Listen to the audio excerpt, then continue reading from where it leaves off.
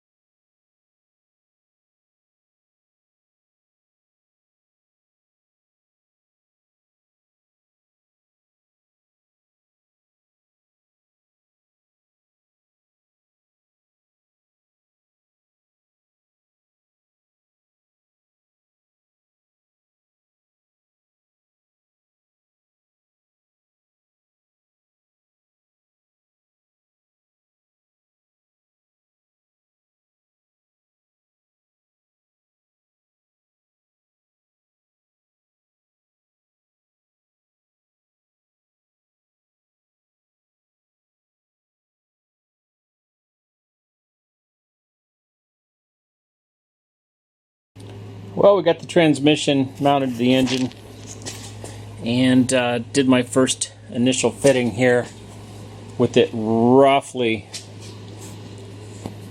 where it would sit, I thought. Let's see what happens when I put the body on the engine. Set you guys down here a second. Hang on, tubes. Oh, can't see what's going on, but now you can.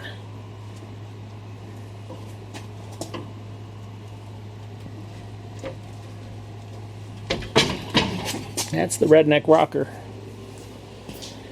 So, looking at it here, I don't know if you can see it, but the transmission is about 20 degrees out where it should be. The engine is roughly 20 degrees, in other words, tilted back. But more disturbing, our K-member is about 4 inches forward where it should be. And this is where it's going to sit on the K-member as far as I'm concerned. So that leaves me with very little choice but to cut the firewall. This is what I'm thinking right now. I mean, I can get rid of some of those accessories on the back of the engine, which I think I will. I'll give you an idea how much I'm going to have to cut. But to really get this thing to fit properly,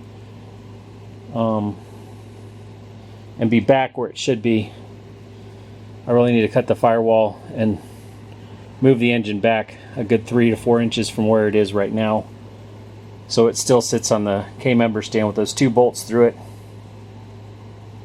And then I think, you know, there's a few reasons why I don't want to move the thing forward on the K-member. For one, this engine weighs more than a 4.6. Significantly more, like 20 pounds more. It weighs about 120 pounds more than a Coyote. It's a beautiful engine though, and you have to admit, just looking at this thing sitting in the engine bay, it's very photogenic. You know, wow. What can you say? I mean, yeah. It's not completely centered here. I think it needs to go to the right another 1/2 inch. That gives you an idea just how much we're off in terms of Hydro Boost. We're going to need Hydro Boost to make this thing work. And I'm not sure how that's going to be at this point. I'm likely going to end up slotting the brake master cylinder hole to the right, just like Zach Demru did on his car, so that I could get like another inch to the right, and that'll put my brake master cylinder almost directly up against this shock tower, which on my Coyote car I did some looking already and determined that it was, you know, there's room.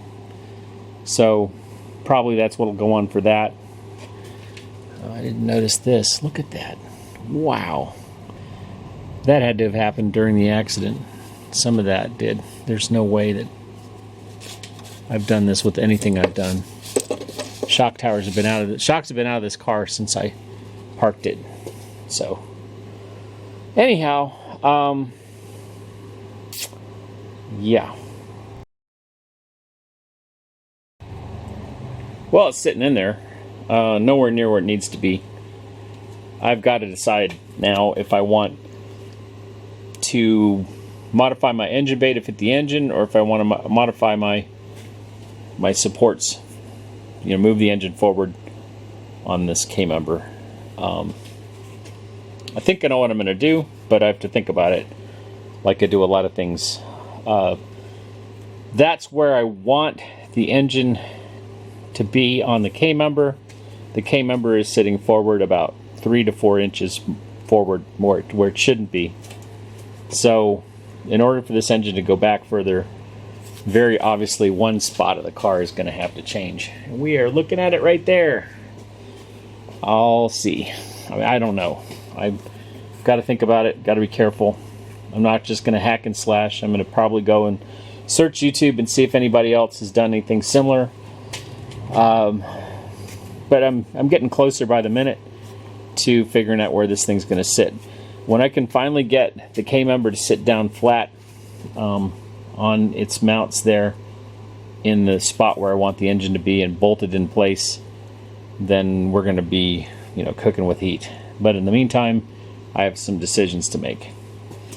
Let's just bask in the look of a Barra motor in a Fox chassis engine bay. It just kind of does look like it belongs there. It's just very obviously, I've got pictures of a 65 Mustang with the Thrift Power 6 in it, and there's just so much more space in that engine bay. There really is.